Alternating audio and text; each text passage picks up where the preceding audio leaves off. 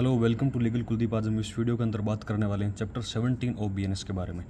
Chapter 17 of BNS है वो बात करता है ऑफेंसेस अगेंस्ट प्रॉपर्टी के बारे में। तो ये सेक्शन 303 से लेकर के 334 तक ये कवर करता है।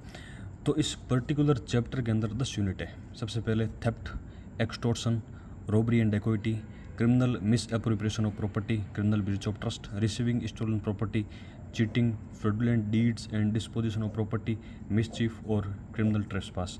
तो ये इसके अंदर 10 यूनिट है। तो आज हम इस वीडियो के अंदर सबसे पहले फर्स्ट यूनिट जो कि थेफ्ट के बारे में बात करती है, और इसके अंदर ही जो नया ऑफेंस ऐड किया हुआ है स्नैचिंग, उसको भी यहाँ पर ऐड किया हुआ है। तो हम फर्स्ट यूनिट वाज डिस्कस करने वाले हैं।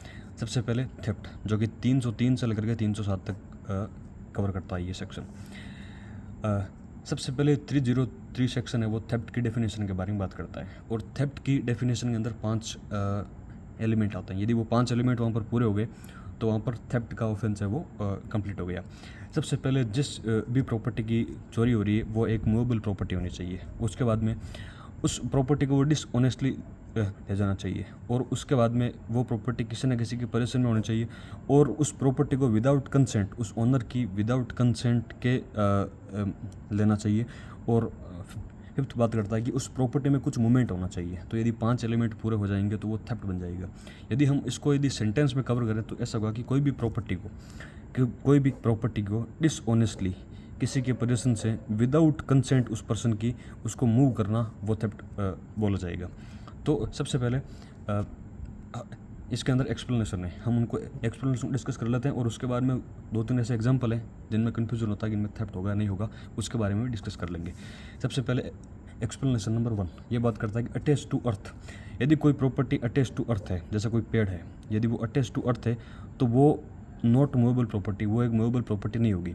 लेकिन तो वो थेफ्ट का सब्जेक्ट मैटर भी नहीं होगा, क्योंकि ये थेफ्ट में मूवेबल प्रॉपर्टी का होना एक एसेंशियल कंडीशन है। उसके बाद में लेकिन जैसे ही वो जो पेड़ है वो सवियर्ड फ्रॉम अर्थ हो जाएगा तो वो एक मूवेबल प्रॉपर्टी बन जाएगी, और वो थेफ्ट का सब्जेक्ट मैटर बन जाएगी। सवियर्ड फ्रॉम अर्थ का मतलब होता है कि उस प्रॉपर्टी वो जो पेड़ है उसको काट लिया है, ठीक है। अब काटने के बाद में ये अलग हो गया, सवियर्ड का मतलब होता है अलग होना। तो ये जो पेड़ है वो इस अर्थ से अलग हो गया तो ये सवियर हो गया।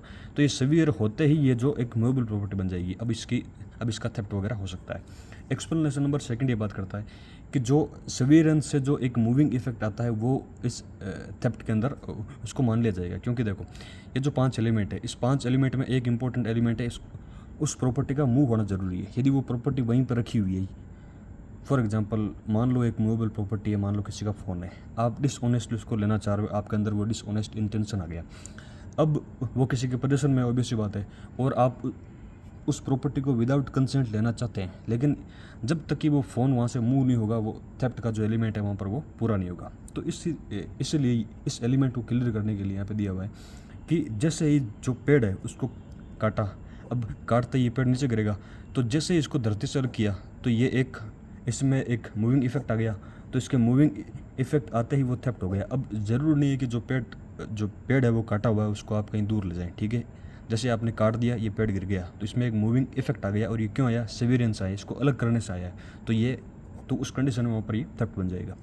एक्सप्लेनेशन नंबर 3 ये बात करता है कि मूव के अंदर क्या क्या इंक्लूड होता है। यदि कोई प्रॉपर्टी मूव होती है तो उसके अंदर क्या क्या इंक्लूड हो सकता है। जैसे कि for example remove an obstacle. इसका मतलब ये है कि मान लो 2 कमरे हैं आपस में बने हुए। अब इस प्रॉपर्टी में एक आदमी रहता है, और इस पूरी प्रॉपर्टी के अंदर कुछ मान लो अनाज वगैरह भरा हुआ है, ठीक है। तो ये जो पर्सन है इस अनाज को चोरी करने के लिए इस दीवार में छेद कर देता है। अब ये जो ऑब्स्टिकल था जो इस धान को इस कमरे से इस कमरे में रोक रहा था, तो इसने वहाँ पर उसने ऑब्स्टिकल को हटा दिया। तो जैसे ही ऑब्स्टिकल को हटा दिया तो इसमें से कुछ जो भी धान वगैरह इससे घर में आ गया तो उस पर्टिकुलर धान की उसने थेफ्ट कर ली, वहाँ पर उसने चोरी कर ली। तो रिमूव एन ऑब्स्टिकल को यहाँ पर रिमूव करना भी एक मूवमेंट के अंदर आ जाएगा। सेपरेट फ्रॉम अदर थिंग, किसी भी चीज़ को दूसरी चीज़ से अलग करना, वो भी एक वहाँ पर उसको भी एक मूविंग इफेक्ट वहाँ पर आ जाएगा। तो ये जो 5th वाला एलिमेंट है वहाँ पर वो पूरा हो जाएगा। फॉर एग्जांपल जैसे मान लो कि 3 के यहाँ पर एप्पल रखे हुए हैं ना, ये 3 के एप्पल रखे हुए हैं यहाँ पर। अब 2 पर्सन है जो इसको बेच रहे हैं, ठीक है। अब इनके बीच में प्रॉपर पार्टीशन हो रखा है ना, कि ये जो प्रॉपर्टी इसकी है, ये वाली इसकी है, ये वाली इसकी है। इसमें मान लो 2-3 ऐसे मतलब ये जो पूरा सेट हो गया यहाँ पे ना, तो इसने क्या करा कि यहाँ पर जो प्लेट रखी हुई थी उसको यहाँ पर हटा करके यहाँ पर डाल लिया, तो ये अदर थिंग्स है इसको सेपरेट कर दिया, और ये अब ये इसका पूरा हो गया।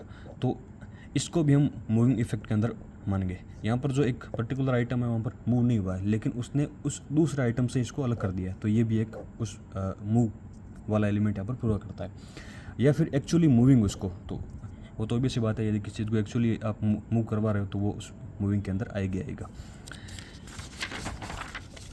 इसका एक्सप्लेनेशन नंबर 4 ये बात करता है कि कोज टू मूव एनिमल, या तो उस एनिमल को मूव करना या फिर उसको मूव एवरीथिंग इन कॉन्सिक्वेंस। इसका मतलब ये है कि कोज टू मूव एनिमल, किसी एनिमल में ऐसा जो मूविंग इफेक्ट को लेके आना। जैसे मान लो कोई सांड है, उस सांड के पीछे कोई छकड़ी वगैरह लगी हुई है, मतलब जो एक कैरीज वगैरह मान सकते हो, ठीक है, उसके पीछे कुछ लगा हुआ है।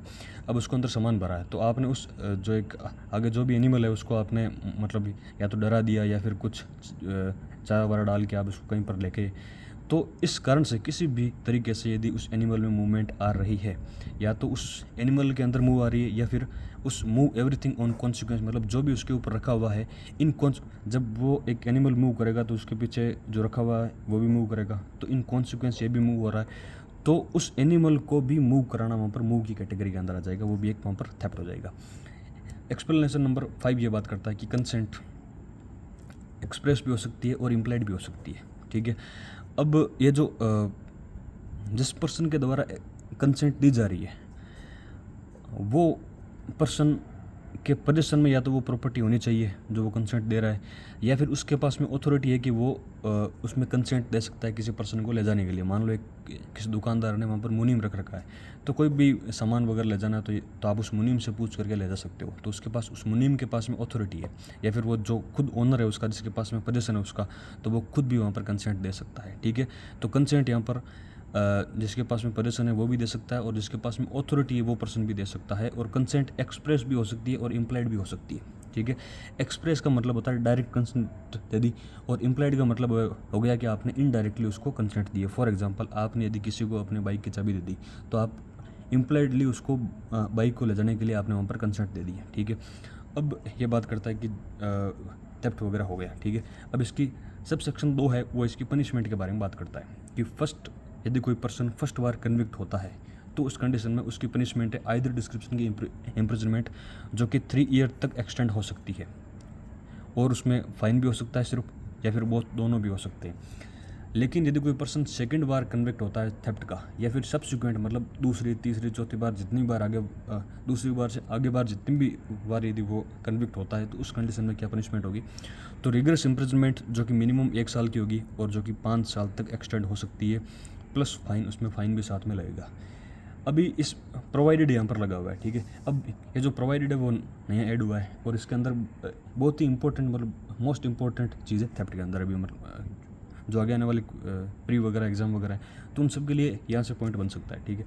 तो इस प्रोवाइडेड में ये दे रखा है कि यदि कोई प्रॉपर्टी है उसकी वैल्यू है वो 5,000 से कम है, ठीक है, और यदि किसी पर्सन ने फर्स्ट टाइम चोरी करी है और वो पर्सन रिटर्न कर दे रहा है, या तो उसकी वैल्यू, मान लो उसने 5,000 रुपये की कुछ मान लो कोई कपड़े वगैरह उसने चुराए हैं, तो या तो उस 5,000 रुपये दे दे उसके, या फिर वो जो प्रॉपर्टी है जो कपड़े हैं वो वापस दे दे, या तो वो प्रॉपर्टी को वापस कर दे या फिर वो प्रॉपर्टी की वैल्यू को वापस कर दे, ठीक है। तो वैल्यू 5,000 से कम होनी चाहिए, फर्स्ट टाइम होना चाहिए, और रिटर्न कर दे वो यदि, तो उस कंडीशन में उसको कम्युनिटी सर्विस की यहाँ पर पनिशमेंट होगी। और यहाँ पर वर्ड सेल का यूज हुआ है, इसका मतलब है जज का यहाँ पर कोई भी डिस्क्रिप्शन नहीं है कि वो कुछ आनाकानी करे, उसको मतलब कम्युनिटी सर्विस देनी है तो उसको कम्युनिटी सर्विस देनी है, यदि यहाँ पर ये तीनों एलिमेंट पूरे होते हैं तो। अब बात करते हैं सेक्शन नंबर 304 के बारे में। सेक्शन नंबर 304 नया ऐड हुआ है, इसमें बात करी गई स्नैचिंग के बारे में। स्नैचिंग जो झपट्टा मार करते हैं ना, बाइक के ऊपर 2 लोग बैठ के आते हैं, किसी औरत के जो भी सोने की चेन वगैरह पहन रखी है उसको स्नैच, तो वो यहाँ पर दिया हुआ है सेक्शन 304 के अंदर। इसमें क्या होता है, स्नैचिंग भी एक तरह की थेफ्ट होती है, लेकिन थेफ्ट के अंदर यदि कुछ एलिमेंट ऐड हो जाएं तो वो स्नैचिंग में बदल जाएगी। अब वो कौन कौन से एलिमेंट है, एक तो सडनली होना चाहिए, या फिर क्विकली होना चाहिए, या फिर फोर्सफुली होना चाहिए। सडनली मतलब 2 जने बाइक से आए, वो अचानक से आए और चेन को खींच कर ले गए। क्विकली बस वो कुछ सेकंड का काम होता है क्विकली, या फिर फोर्सफुली एकदम अचानक से आना और उसको फोर्सफुली वहाँ से ले जाना। या तो वो प्रॉपर्टी को सीज करते हैं या फिर सिक्योर करते हैं, सिक्योर मतलब अपने पास में रख लेते हैं, उसको सिक्योर करना। ग्रैब झपटा मारते हैं, उसको अपने पास में रख लेते हैं, या फिर टेक अवे, उससे दूर ले जाते हैं। ठीक है, तो कहने का मतलब है कि यहाँ पर एक सडनली किसी भी की प्रॉपर्टी को सीज करना, उससे लेना, यदि थेफ्ट के अंदर यदि ये वाला एलिमेंट ऐड हो जाए तो वो स्नैचिंग के अंदर आ जाएगा।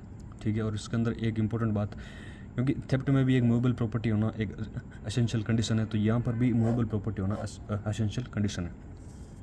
अब कोई इमूवेबल प्रॉपर्टी उसको सडनली उसको सीज नहीं कर पाएगा कोई भी आदमी वैसे भी। अब इसकी पनिशमेंट दे रखी है आइदर डिस्क्रिप्शन की इम्प्रिजनमेंट, जो कि 3 ईयर तक हो सकती है, या फिर फाइन नहीं, यहाँ पर फाइन कंपलसरी है, प्लस फाइन है। अब बात करते हैं सेक्शन नंबर 305 के बारे में। सेक्शन 305 ये बोलता है कि यदि कोई पर्सन थेफ्ट करता है पर्टिकुलर प्लेसेस के ऊपर, वो यहाँ पर नाम दे रखे हैं, यदि कोई भी पर्सन थेफ्ट करता है इन पर्टिकुलर प्लेसेस पे, तो फिर वो इस 305 के अंदर पनिशमेंट उसको मिलेगी। तो कौन कौन सी जगह पर है वो, यदि कोई पर्सन थेफ्ट करता है किसी बिल्डिंग के अंदर, या किसी टेंट के अंदर, या फिर किसी वेसल के अंदर, अब और उस टेंट, बिल्डिंग या वेसल के अंदर या तो वो काम लिया जा रहा है किसी ह्यूमन बीइंग के मतलब ह्यूमन जहाँ पर लोग रहते हैं, या फिर कस्टडी ऑफ प्रॉपर्टी, मतलब कोई सामान रखने की जगह है, कोई कोल्ड स्टोर वगैरह हो सकता है। ठीक है, उस प्लेस से करता है, या तो बिल्डिंग, टेंट या वेसल से कोई चोरी करता है, या फिर मीन्स ऑफ ट्रांसपोर्ट से करता है। मीन्स ऑफ ट्रांसपोर्ट मतलब कोई भी ट्रक हो सकता है, या फिर कोई कार हो सकता है। अब जो मीन्स ऑफ ट्रांसपोर्ट है वो कोई गुड्स के लिए भी हो सकता है और वो पैसेंजर के लिए भी हो सकता है। मान लो बस वगैरह है जिसमें सिर्फ लोग बैठ करके जाते हैं, तो वो पैसेंजर के लिए काम आ गया।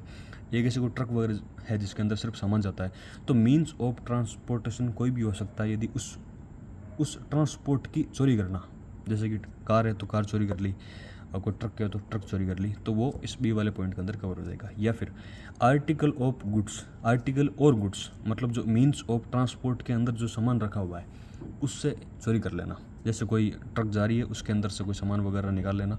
तो ऊपर वाले के अंदर मीन्स ऑफ ट्रांसपोर्टेशन मतलब जो ट्रक खुद की चोरी हो रही है, जबकि उस ट्रक में से कोई सामान की चोरी हो रही थी, तो वो सी वाले पॉइंट में आएगा।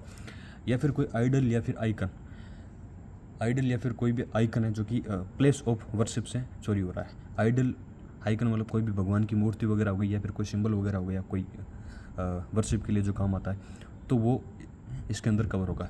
या फिर कोई भी प्रॉपर्टी जो कि या तो गवर्नमेंट की है, या फिर कोई लोकल अथॉरिटी मतलब जैसे कि कोई नगर पालिका की है,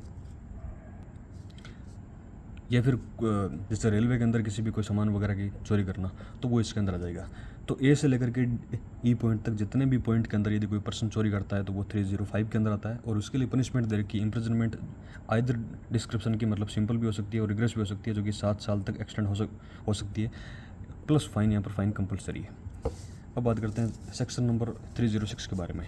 इसमें यह दे रखा कि यदि कोई थेफ्ट वगैरह होती है और वो सर्वेंट करता है या फिर कोई क्लर्क करता है प्रॉपर्टी ऑफ मास्टर की, जो प्रॉपर्टी का मास्टर है, जो उसका मास्टर है, यदि कोई सर्वेंट उस घर में से चोरी करता है या फिर कोई भी क्लर्क वगैरह रख रखा है तो वो थेफ्ट करता है, तो उसके लिए पनिशमेंट दे रखी है आइदर डिस्क्रिप्शन की इम्प्रिजनमेंट, जो कि 7 साल तक एक्सटेंड हो सकती है, और विथ फाइन। यहाँ पर फाइन कंपलसरी है। सेक्शन 307 जो कि बात करता है कि कोई भी पर्सन यदि थेफ्ट करते टाइम या फिर थेफ्ट करके जब वो भाग रहा है एस्केप के टाइम पर, या फिर वो रिटर्न प्रॉपर्टी को ले रहा है, उस कंडीशन में इन सब चीज़ों को करते हुए यदि वो प्रिपरेशन मेड करता है कि किसी पर्सन की डेथ हो जाए, या फिर किसी पर्सन को हर्ट हो जाए, या फिर किसी पर्सन को रेस्ट्रेंट हो जाए, मतलब किसी को रोक सके या फिर उसका फियर क्रिएट कर सके, तो वो 307 के अंदर लाइबल होगा। जैसे मान लो कोई आदमी वो चोरी करने जा रहा है, तो उसके साथ में कुछ पिस्टल वगैरह ऐसा कुछ लेके, कोई गन वगैरह लेके चल जाएगा, तो उसने प्रिपरेशन मेड कर ली कि वो किसी पर्सन की डेथ कर सकता है, या फिर किसी को हर्ट वगैरह, या फिर वो उस बंदूक को दिखाकर किसी पर्सन को रोक सकता है वहाँ पर, तो वो 307 के अंदर लाइबल होगा। यदि उसने डेथ वगैरह कॉज कर दी तो फिर वो मर्डर के लिए अलग पनिशमेंट होगा, लेकिन सिर्फ यदि उसने प्रिपरेशन वगैरह मेड कर रखी है तो वो 307 के अंदर लाइबल होगा। और इसके लिए इम्प्रिजनमेंट देखिए, रिग्रेस इम्प्रिजनमेंट जो कि 10 साल तक हो सकती है और विथ फाइन। तो ये थेफ्ट वाली जो यूनिट है वो कंप्लीट हो गई। Thank you.